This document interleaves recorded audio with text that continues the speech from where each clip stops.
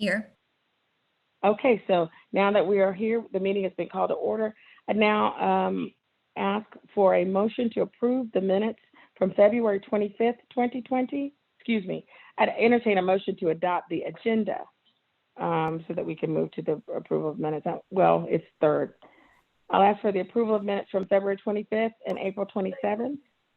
So moved. Chair, I move. Second. It's been moved and properly seconded. All in favor, clerk? Our clerk will call the roll.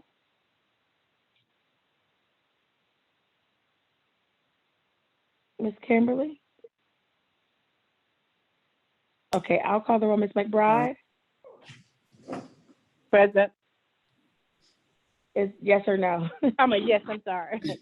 Ms. Horacio? Yes. And myself, yes. So that's 3 yes votes. That motion is passed. And so we'll now move to number 3 on our agenda, which is the adoption of the agenda. I'll entertain a motion to adopt the agenda as printed. So move. I'll second it. Thank you. It's been moved and properly seconded. Ms. Kimberly, are you there? Yes, ma'am. Okay, would you call the roll for us and take count? Yes, ma'am. Ms. Horatio, Yes. Ms. McBride, Yes. Ms. Myers, Yes. passes. Okay. Before we move to the first item on our agenda, Director Myers, I'd just like to be sure, are there other council members on the call for FOIA purposes? If you could identify yourselves. This is Shakise Newton, and I'm on the call. Hi, Ms. Newton. Thank you. Hello. Okay, so there are 4 council members present. Thank you for joining us, Ms. Newton. We're now at item number 4, COVID-19 update, and I will turn immediately to Director Myers. If you're on the call, please, sir, feel free to begin your briefing.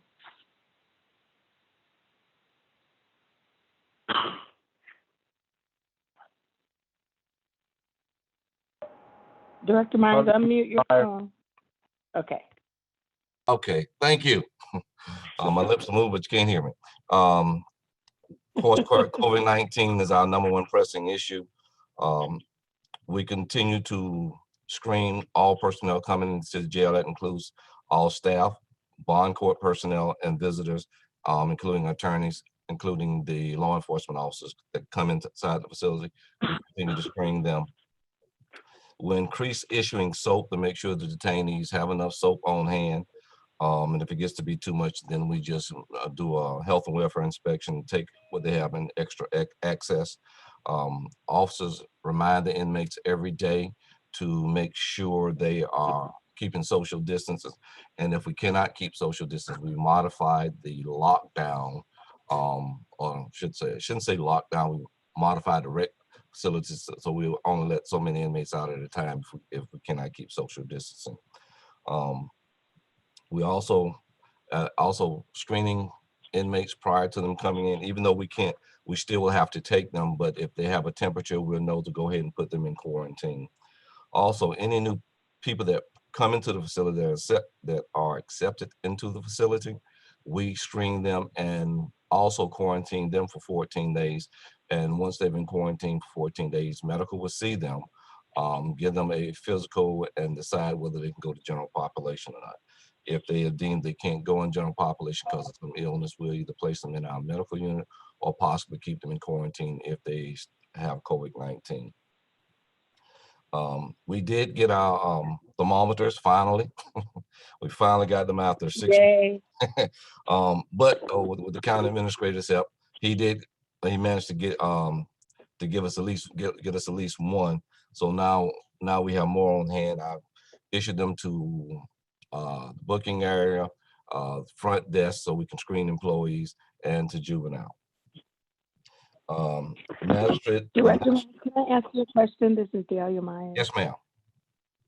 So just a quick question. You said that as people come into the detention center, detainees are screened and then quarantined for 14 days. What if you have someone who's there for a very short period, like an overnight until they can be, until they can have a hearing in bond court? How does that work for short term? Yeah, they are still screened for COVID-19. And they're placed into a dorm that basically keeps them away from general population. Those folks, that process really didn't change. We just keeping them in that certain housing unit and keeping them away from other inmates. So they are actually. So they're all socially distancing, though? Yes. They're all Yes, physically distancing? Yes, ma'am. Okay, thank you, sir. A follow-up question, Mr. McBride, speaking of follow-up. To recognize. With the screening, is that just doing the temperature? Is that the process you call screening? Yes, ma'am. We do with CDC advised the jails to do temperature checks and ask the 4 questions about have you traveled to out of the country, the hot states, and it's another one that I can't come off the top of my head with. Okay. But those are the questions we ask. Okay. Now with the quarantine, how is that set up? That is in a housing unit. And that housing unit has 56 single cells in it, and each inmate has his own cell. And the new bookends, basically, they are positioned away from everybody else. And I hate to say leapfrog, but as people come in, they stay in their same dorm. It's not dorm. They stay in the same dorm and that same cell. And once they finish their quarantine, the cell is cleaned and they come out. Once medical is given. So they're separated by the cells. Okay. Yes, ma'am. Thank you. As you may be aware of, the courts have actually started using video court. General Sessions uses it on Monday, Wednesdays, and Fridays for motion and pleas. The public defender actually uses it. We help them out so they can see some of their clients in the late afternoon on Tuesdays or when it's not interfering with video. General Sessions Court, Bond Court is using video bond court. It's up for family court, but family court has not used it yet. We also make sure the public defenders and court-appointed attorneys could still talk to inmates, so we get a list and the inmate can call them free of charge 2 hours out of the day. And Director Myers. Yes, ma'am. You're making a distinction between the court-appointed attorneys and the public defenders. What about private attorneys? Are they able to talk to their clients for 2 hours a day for free? No, ma'am. And why is that? Because well, it's a smaller number, and we were trying to do video visitation at first, but it got to be too much, and that was coming out the company's pocket, and the company allowed us to do this. We may be able to do private attorneys, but I have not spoken to them about private attorneys. Is Mr. Smith on the phone? I am, Ms. Myers. Mr. Smith, I have a question for you. It seems to me that directly creates a problem if people who have private attorneys have to pay to talk to their attorneys and people who don't. Could you weigh in on that for me, please, sir? Yes, ma'am. I think that I either had a conversation with Director Myers or I sent an email, I don't remember which, about that very issue. And obviously they have a constitutional right to have access to their attorney. And I don't know that can be contingent upon their ability to pay for that access. So we had that, I think I sent an email a couple of weeks ago regarding that particular situation. So if we're continuing to be in a situation where the private attorneys have a different standard than perhaps the public defender for having access to the client, and having the ability to speak with their client, I think that potentially presents a problem for us. Ms. Myers. Yes, ma'am. Ms. McBride, you're recognized. Yes, I would just like to commend our efforts to make sure that the public defenders have the opportunity to visit with the detainees, given that their caseload is extremely high and these people are instant individuals, meaning with no money to hire an attorney. So I would like to actually support that effort. I understand you're speaking about fairness and all, and legal issues, but I would hope that we would continue to make sure that those detainees do have the opportunity to see the public defenders. Oh, I agree with Ms. McBride, and I would say that I would say that we don't even have the discretion to disallow that, whether they're public defenders, private attorneys, court appointed, whoever they are.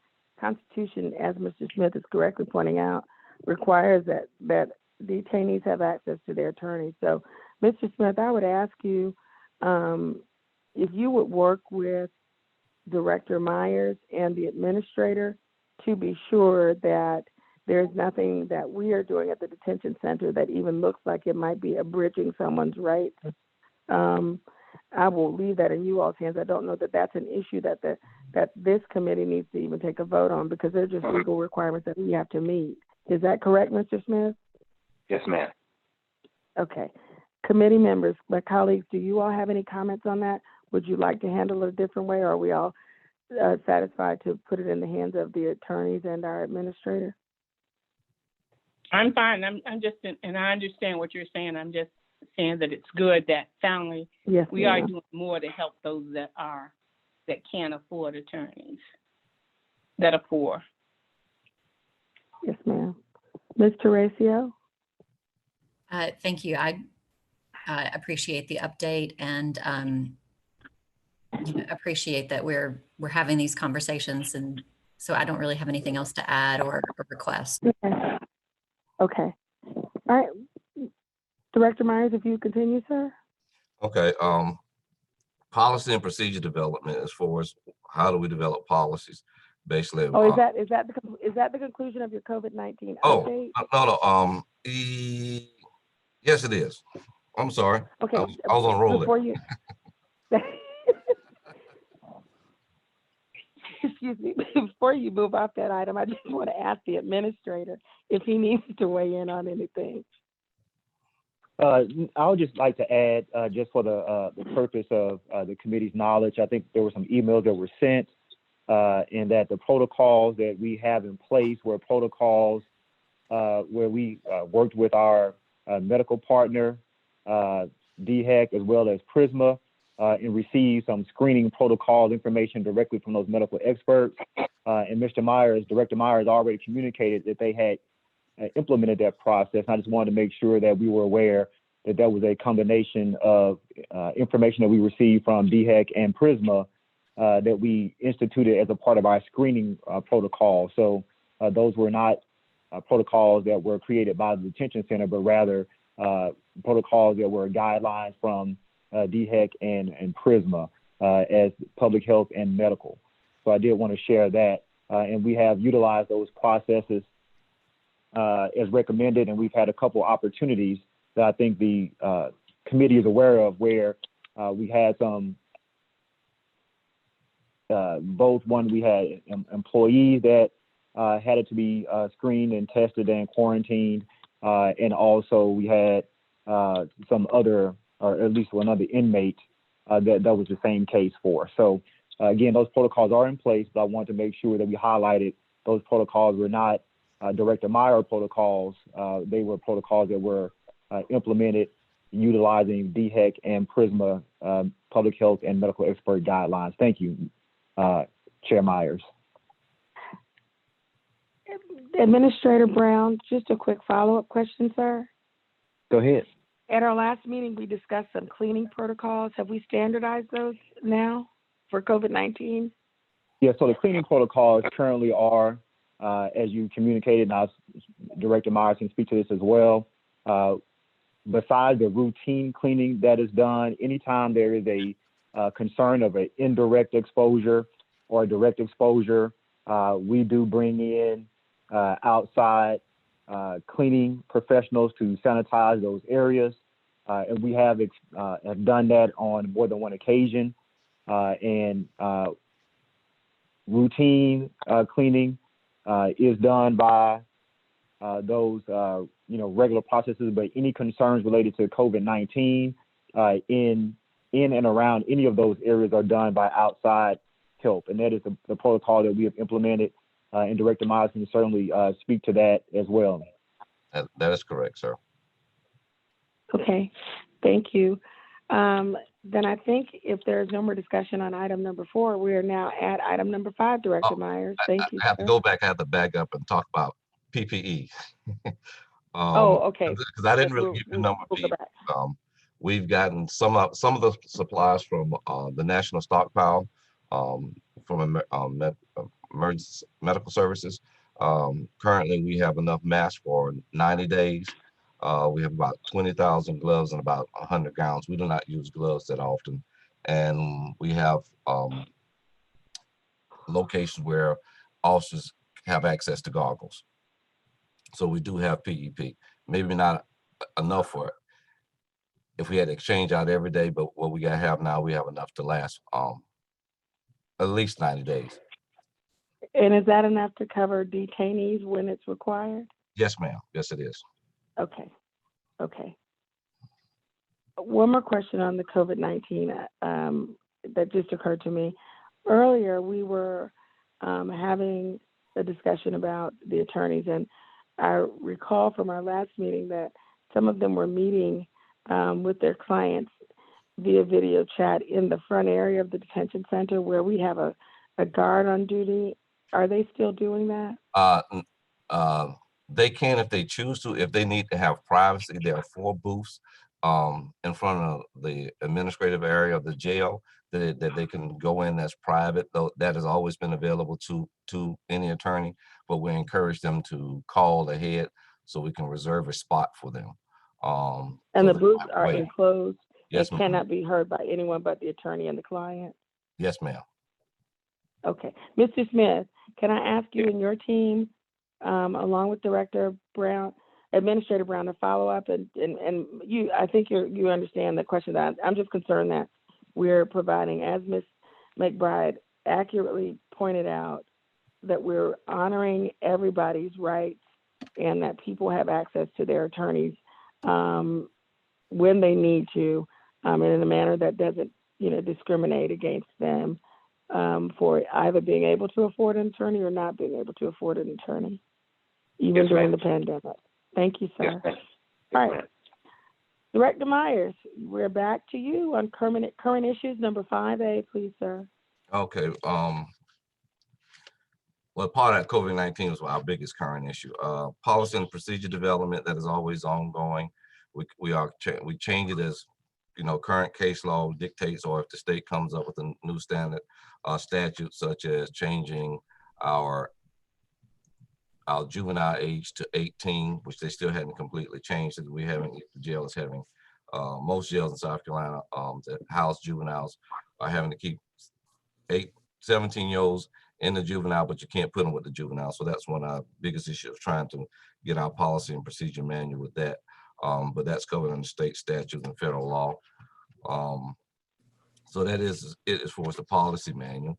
Also, if you desire to have Director Myers. Yes. Director Myers. Yes. Can you provide that policy manual for this committee? Can Yes, you provide copies of that to the clerk? That's what I was. Sir? That's what I was getting ready to say. If you desire to have a copy of the policy manual, I will copy it on a jump drive for you. Because if I give it to you in the book, if I give it to you in the book, it's a big book. Yeah, it's voluminous. It's a big book. That's So okay. I think Chairman this Myers. committee really wants that. Yes, ma'am, Ms. McBride. Since we're on policy and procedures, the use of the term inmate is one of the most dehumanizing languages that one can speak of, and it undercuts the humanity of the people that are being detained. And as policies and procedures, I would like for us to stop using the word inmate and refer to those that are being detained as detainees. okay, Ms. McBride, I would agree with you. They are detainees. You are right. we can do that. We use the term. Depends on if they're sentenced and unsentenced, but we can switch it to detainees. Thank you. So, Director Myers, if you would get that jump drive to Ms. Roberts. Ms. Roberts, can you hear me? Yes, ma'am, I'm here, and I also wanted to let you know that Ms. Horatio has her hand raised. Thank you. Okay, Director Myers, if you would get that jump drive to our clerk, she will disseminate the document to the team. Yes, ma'am, Ms. Horacio, you're recognized. Thank you. Is the file too big to email? I'm not sure. You're the first person to ever asked me. I don't think it is because it's basically a PDF file. We probably can email it to you. Okay. Mr. Kitchen was Well- nodding, seeming like maybe it was. We can try it. We'll give it a shot, but I would think it would be too big, but we'll try. Okay, Can that would I be just ask you all to convenient. give it to the, can I just ask you all to give it to the clerk and ask Ms. Roberts to determine if it can be zipped and emailed to the committee and to the rest of our colleagues who so desire, and then to handle it that way, so that the detention center senior staff doesn't have to try to figure it out. Ms. Roberts is quite capable of doing that, right, Ms. Roberts? Yes, ma'am. Okay, she'll handle that for us. Ms. Horacio, is that okay? That works. Thank you. Okay, thank you. All right, all discussion on that matter having been concluded, we'll keep going. Director Myers. Yes, ma'am. As you know, staffing has been an ongoing issue at the facility. We're constantly recruiting. Our recruiting, it's a little hard to do now, but he's doing virtual job fairs. He continued to review applications throughout, and we are still receiving applications through the HR website. Currently, we have 109 vacancies, which is dramatically down from when we were at 130. We have 9 starting Monday, and we have 17 awaiting to be hired at HR. So they can go through, I forgot what term, new employee orientation. Basically, our biggest issue with keeping employees, a lot of people we hire, they may stay a few months and they feel as though this is not for them, because they don't think about, as a law enforcement officer, that you're working in corrections, but you're locked down with the inmates the whole time you're here, even though they get breaks throughout the day. Also, you don't get holidays, vacation. You don't get holidays when when your family's off. So a lot of them don't really think about all the time and sacrifice you have to make as a correctional officer. So they don't stay long once they figure out they can't get the day off, or they can't do what they need to do on Friday afternoon. So that's one of our issues of trying to just maintain employees. Director Myers. Yes, ma'am. Yes, ma'am, Ms. McBride, you recognized. Yeah. Oh, you heard me? Yes, ma'am, I did. Good. What's the starting salary for the correctional officers? Do you know that? I can't tell you exactly. It's 31,098, I think. Kitchens chime in if you Okay. know the exact salary. It's just a tad over 31.5, I think. Okay. Okay. Just an idea. Okay. Thank you. Director Myers, when we are recruiting, do we make it clear to the potential employees that the work hours are a little bit odd and the conditions reflect the fact that you're working at a detention center? That is, you won't be able to leave the building once you're here, that getting Fridays off might in fact present a problem, and because of the nature of our business, we do work on the holidays. Is that clear to people who are applying? Yes, ma'am. We do a jail tour and they have to sign an initial offer on do they have any issues working holidays, weekends, shift work. We ask all those questions and they sign a paper saying that they're willing to do it. What do you think is driving that? Is it at one point we thought it was money. Do we think now it's just the conditions of the detention center, or what is it?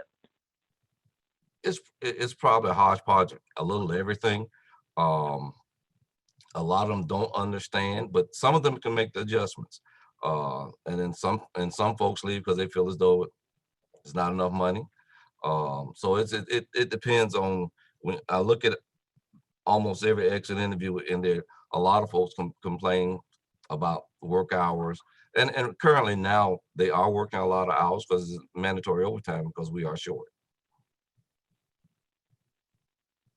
And what's the optimal number of hires that we need to get to alleviate that tension? So you said earlier that we had 130 some odd vacancies, and now we're down from that to about 103, you said. But what's the optimum number of new hires that you would need to create a work environment that might be more sustainable for our workforce? I think once we get down to about 30, overtime would probably be almost down to almost nothing, and you can volunteer for overtime. The mandatory would be gone. So I think that would be a lot better. So, you know, and we still give people off. They still can just about take any day off they want to. But I think we get that down to about 30, that and the office can say, okay, we got some daylight. We don't have to worry about mandatory overtime. We can actually come in and work and don't have to worry about staying over. Because a lot of times, if people come in late, you may have 2 or 3 officers have to stay over a couple hours just until those other officers get here. Get in, come in. So we need about 70 more people Yes, before ma'am. you get to a point where you think things will level off. Yes, ma'am. Okay. Myers, Thank you, if sir. Please. I apologize. Follow-up question. Has her hand up? Excuse me? Go ahead, Ms. McBride. For the mandatory overtime, does that include additional pay with overtime? Yes, ma'am. We're required to, they're required to get overtime pay. Yes, ma'am. Okay, based on DOL. Yes, ma'am. Mhm. Okay, thank you. Ms. Myers, Ms. Newton has Ms. her. Teresa. Oh, Ms. Newton, you're recognized. So, sorry, it took a Ms. minute. Newton, I would please unmute yourself. okay. I did. I would certainly defer to any member of the committee to ask a question first. You're recognized. I think we're good. Okay, Mr. Myers, thanks for answering those questions about hiring. My understanding is that the situation that the Alvin S. Glenn Detention Center faces from a recruiting perspective is not unique, and is a situation that is happening at detention centers nationwide. And I was just curious, in addition to what you've already mentioned, if there are any best practices that you've seen at other detention centers, maybe that we tried and didn't work for us or are on the horizon. I just think you're not the only person that's in a tough spot. So I was just curious to know what was working anywhere. Thank you. Well, I think all the detention, just policing, corrections, just the public safety area, all of us are having a hard time trying to maintain employees. Some departments can do it quite well. It's easier for police departments and to do it because they're not locked down. But all of us is trying the same thing. We try to listen to employees to make sure we are, because that's one of the number one issues. How much do you listen to your employees, and how much can you do with them to show them that you are listening to their concerns? And that's one of the things that seems like to be the number one thing out of everything is how much you are actually listening. And we try to listen, but we can't do the things. A lot of folks just don't understand. We can't do some of the things that they want us to do. We can't close the door and say, come back Monday morning. That doesn't work. That's true. Ms. Newton? That answers my question. Thank you. Okay. All right. Please continue, Director Myers. Does that conclude that item? Next is the medical issues. As you may recall, we released 5 detainees because of COVID-19. Just a moment. Just Yes, ma'am. one moment. Are you saying are medical issues and inmate issues the same thing? Yes, ma'am. Okay. So we're on item 5B. Yeah. Thank you, sir. Mhm. Medical issues, inmate medical issues, I'll title like that. We released 5 detainees for COVID-19, worked with the solicitor and the PD's office. And I think we had 1 private attorney also. They were released on either bond reductions, or they got to change their bonds to personal reconnaissance bond, or they did time served. So we got them out of jail. The jail still has we still send a lot of inmates out for outpatient services. That takes a great deal of our budget.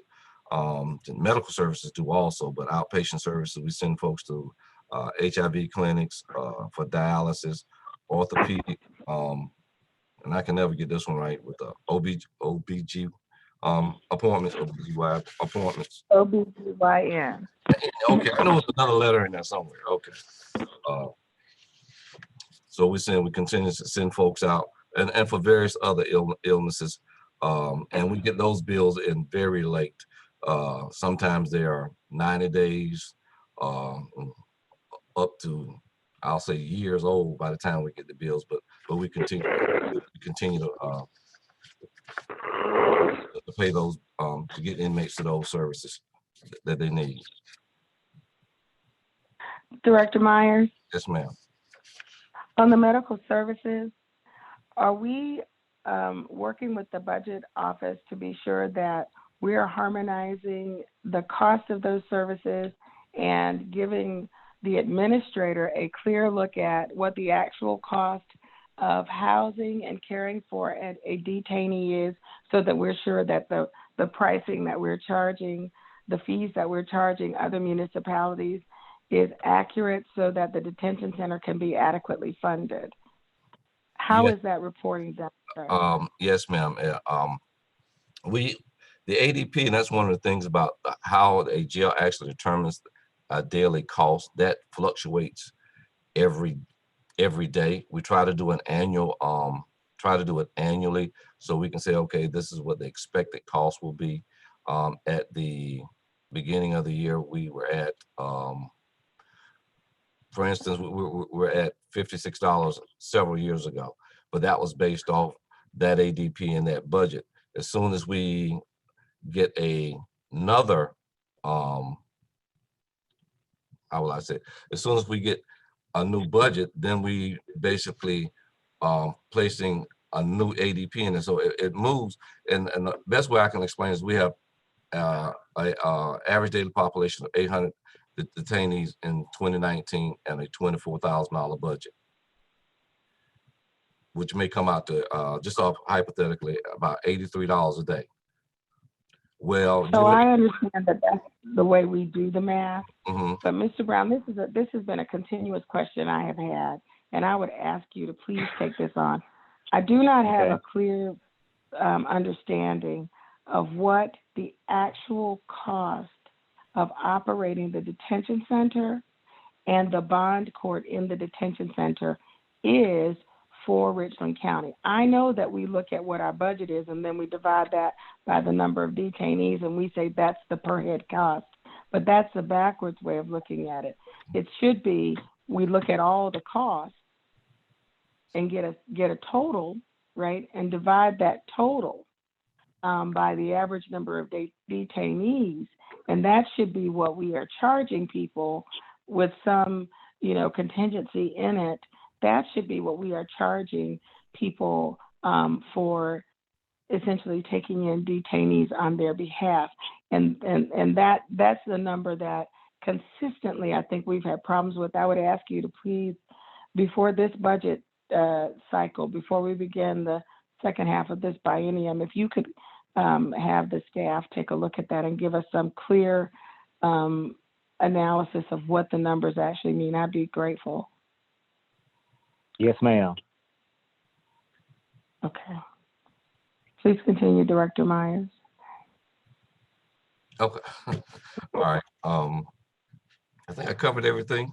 Did you want me to go? Current conditions.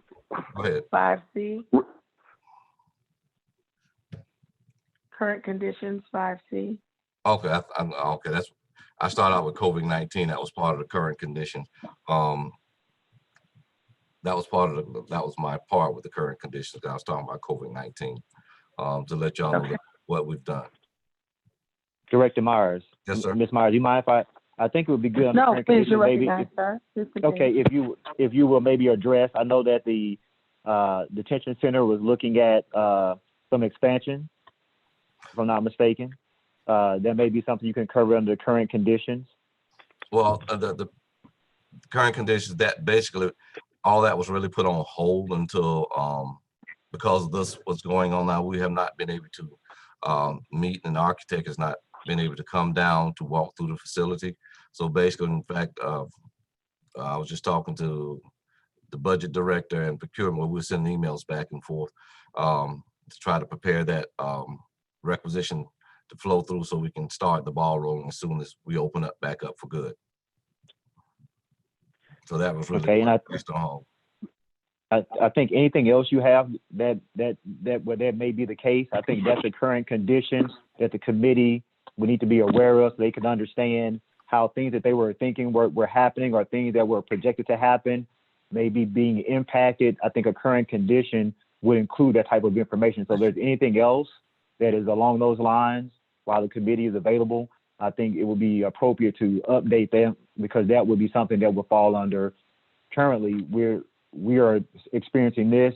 We were projected to do that. However, here's where we are. Again, in any other areas that may fall in line with, I think that would be beneficial as well. But I'll let Ms. Myers make that determination. No, I appreciate that clarification. That is excellent, and you are right. Are there any such things, Director Myers? Shane, is there anything else that you want to add while I got you on here? Hate to put you on. Not that I can think of off the top of my head. I think that covers it.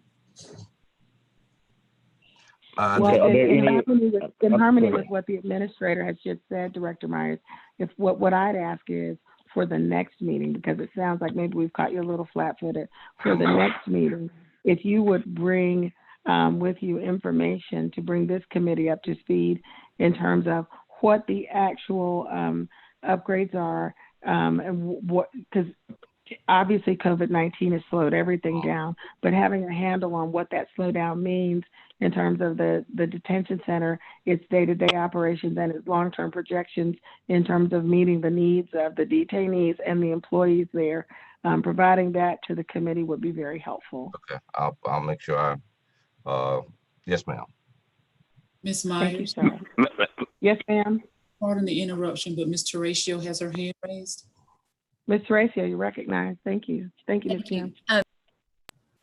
I just wanted to, if Mr. Myers if we're kind of wrapping up with that update, I know Ms. Pringle is on the phone, and I just wanted to, I don't want to put her on the spot or anything, but if she has anything she would like to share or add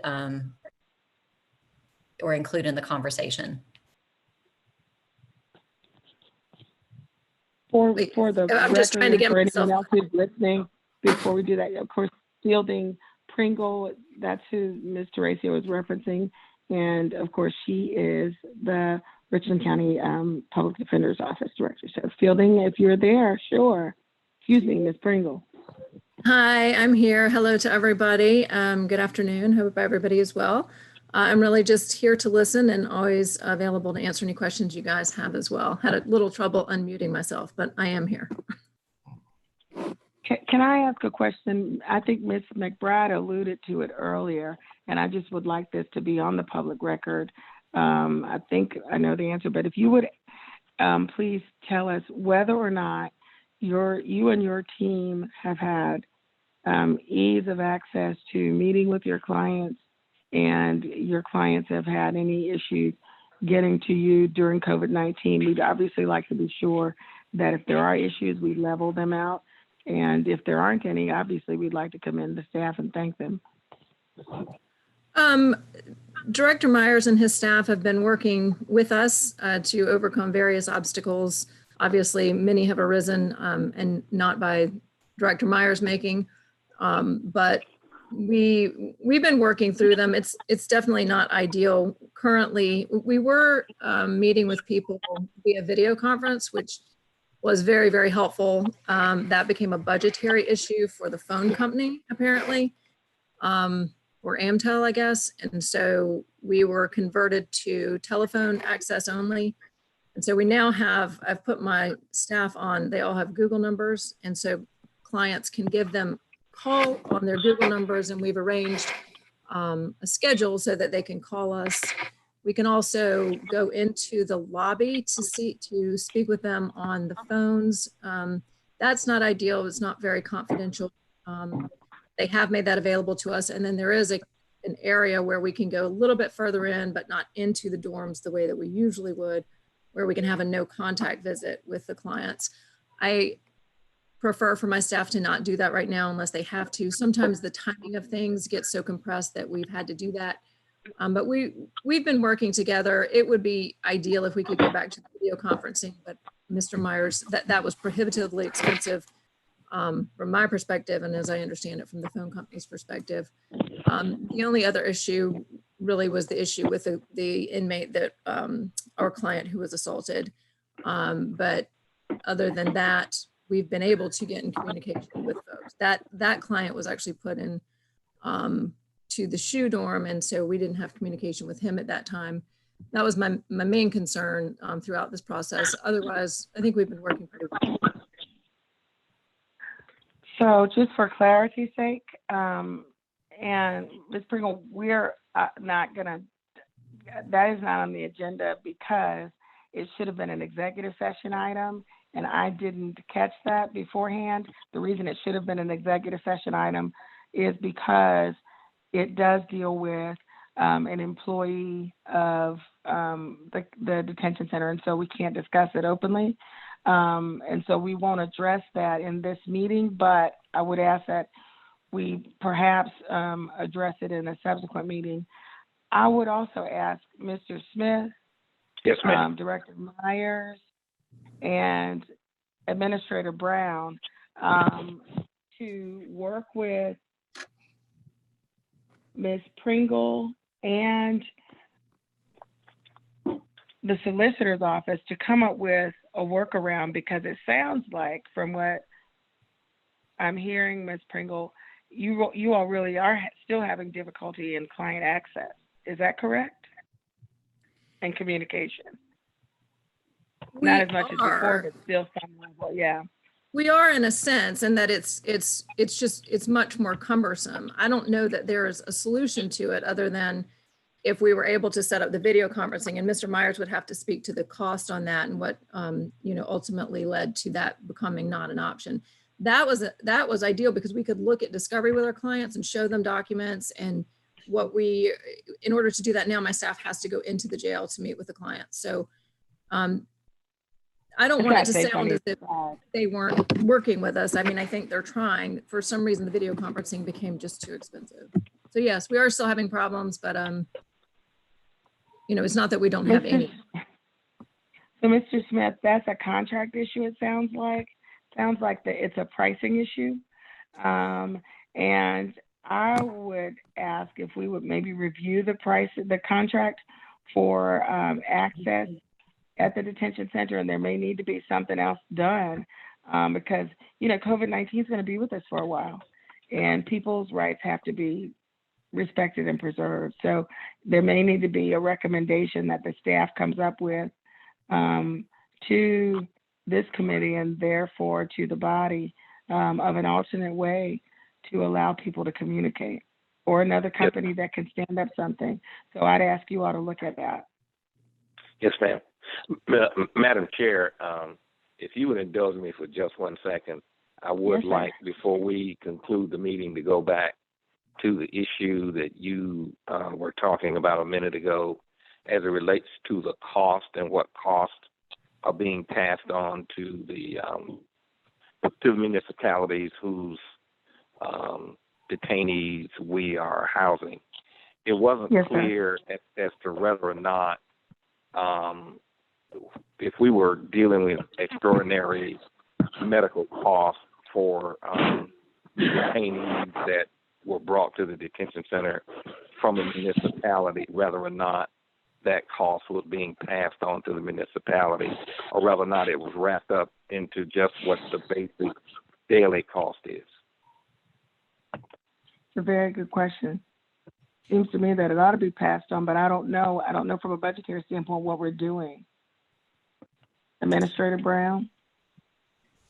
Yes, ma'am. My understanding of your direction was, in fact, that's exactly what we do, is that we find out what are the actual costs, where those actual costs are associated with, and as a result, that would give us guidance as to how those costs should be apportioned and then the council and this committee could take up a discussion as to, whether the county will continue to pay for whatever share that is, or how much you will begin to apportion that out to those areas. So I think the first step is actually what you suggested is what is the actual cost, which will help us determine where those costs are coming from. And then we can determine whether or not how much those costs should be attributed to whomever, whether that's medical costs or any other associated costs, feeding, whatever the case may be. So that was my understanding of the ask. Yeah, and my question was simply, could somebody tell me what we're doing now? I mean, I guess that was are we passing it on or are we not? That was what I was asking. No, sorry, Madam Chair, may I?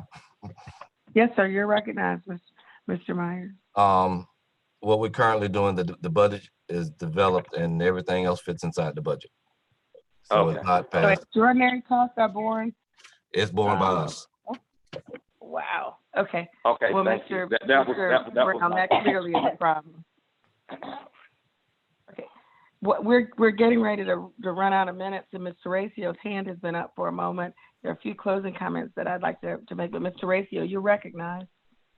Thank you. This seems like a longer conversation that we need to have about solutioning the capacity to speak with detainees, to have detainees speak with their counsel.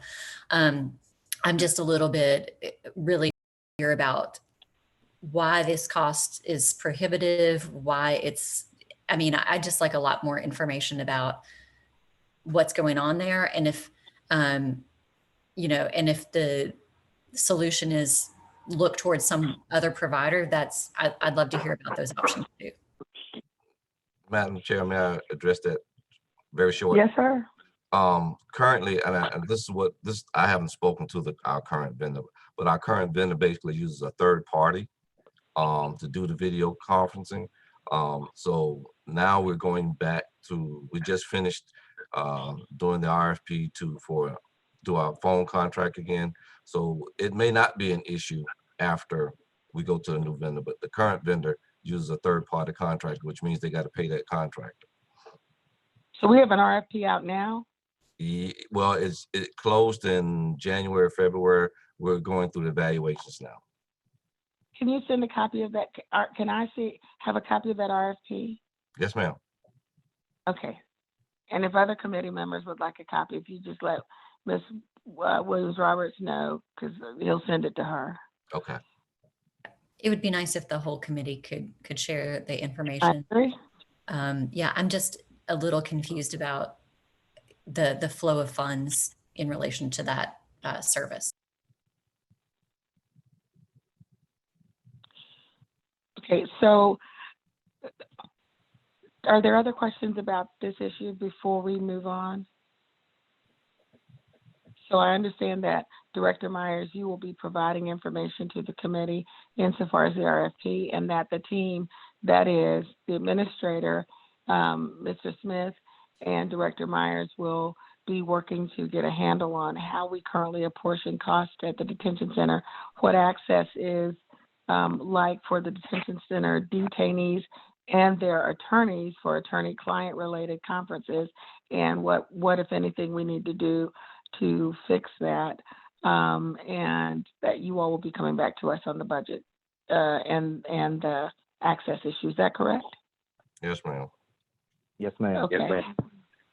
Then the last thing, because I'm not certain that they're members of the public or if there's media listening on this call, I just want to be really clear that this committee and the Public Defender's Office and the administration of Richland County were all made aware of the incident that Ms. Pringle spoke about with regard to the detainee at Alvinus Glen, and that Richland County did in fact take steps to protect that detainee and to make sure that they were treated fairly and that, all of their rights were preserved. Obviously, we can't discuss that in an open setting, but I just wanted that to be clear on the line. All right, colleagues, are there other items to come before the body? I don't have any. Hearing none. Staff, is there anything else that you need to raise with us before we move to adjourn the meeting? No, ma'am. No, ma'am. Okay. Thank you all for providing the information. Director Myers, thank you. This committee is really very much committed to making sure that Alvin S. Glenn Detention Center is a leader in the country, in fact, in terms of how we treat detainees and the policies that we put in place. So we thank you for bringing the information that we requested to us.